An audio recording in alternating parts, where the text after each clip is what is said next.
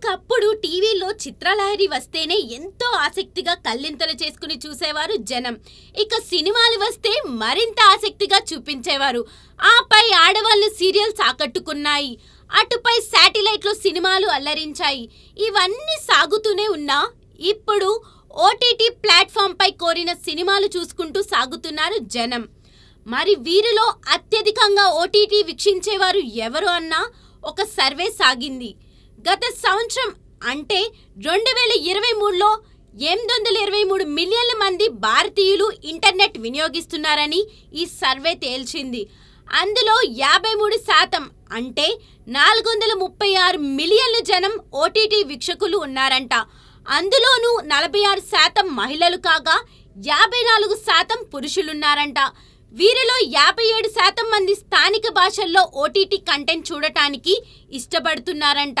ఇక ప్రాంతీయ భాషల విషయానికి వస్తే తెలుగువారే అధికంగా ఓటీటీ చూస్తున్నట్టు తేలింది. వీరి తరువాత తమిళ్, మలయాళ భాషలకు ఎక్కువ ప్రాధాన్యం ఇస్తున్నట్టు సమాచారం.